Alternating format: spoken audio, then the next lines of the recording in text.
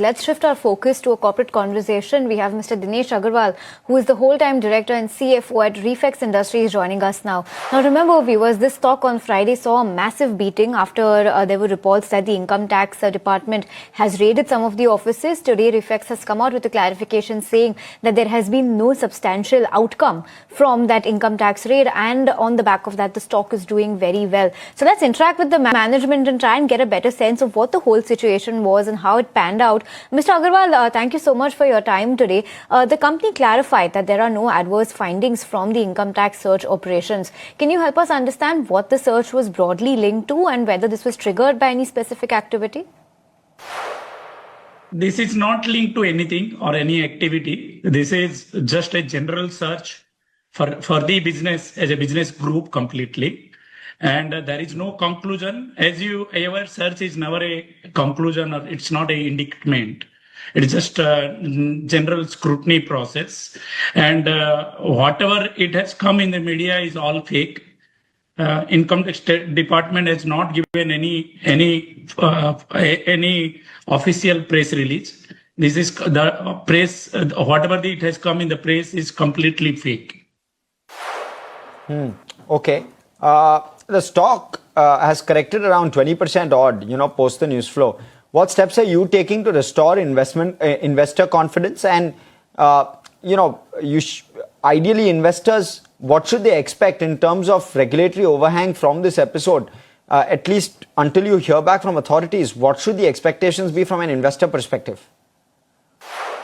Business is not affected at all. It is business as usual. Everybody, whatever the work is happening, it is happening as per the normal course of business.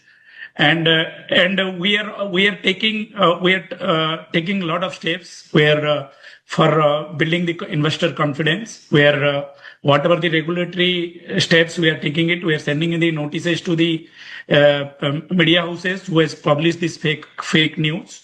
We are also sending the notices to the income tax department who has not denied this fake publications.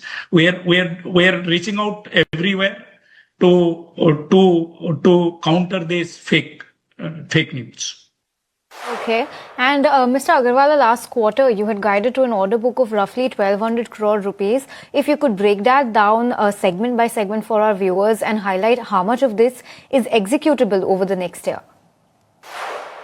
Total order book as on date is 1,365 crore. After last call, there is a 3 order has been received. Complete 1,365 crore order is for the ash handling business and comprehensive ash handling business. In this financial year, majority of this will get executed. Part will get spilled over to the next financial year. Majority of 1,365 crore of order will get executed in this current financial year. So mentioned fundraising. Given current market conditions and recent events, are any funding routes being evaluated, and what timelines are you working with? Company is well capitalized. Company is sitting with a good amount of cash. This year we expect very good profit.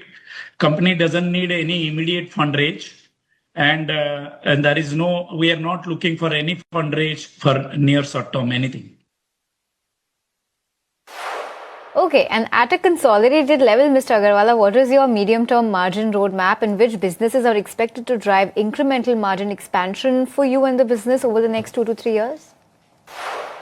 Ash handling business is going to drive the complete business. It will be, currently we are doing an 8 to 12% of margin. And further, wind turbine manufacturing business will grow further.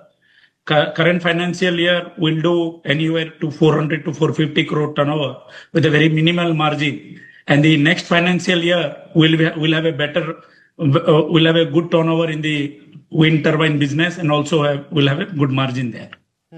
And you indicated an upcoming capex requirement, 30 to 50 crore odd. Could you specify where that capex will be deployed and the expected returns from the spend that you are looking to make?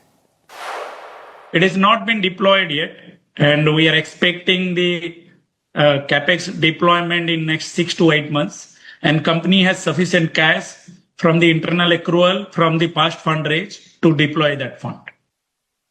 Okay, and lastly, Mr. Agarwal, if you could help us just gain a little bit more clarity on this. SEBI has imposed a penalty on Mr. Anil Jain, the chairman and MD, in connection with insider trading allegations, now, which is, of course, a very serious matter from a governance standpoint. Would you like to take this chance to clear the air on this specifically? Can you clarify the time period this action pertains to and the nature of the information involved? This is related to last financial year, and we are confident that we are going rigorously against this on this appeal, and we are confident to win this case. There is no merit in this case.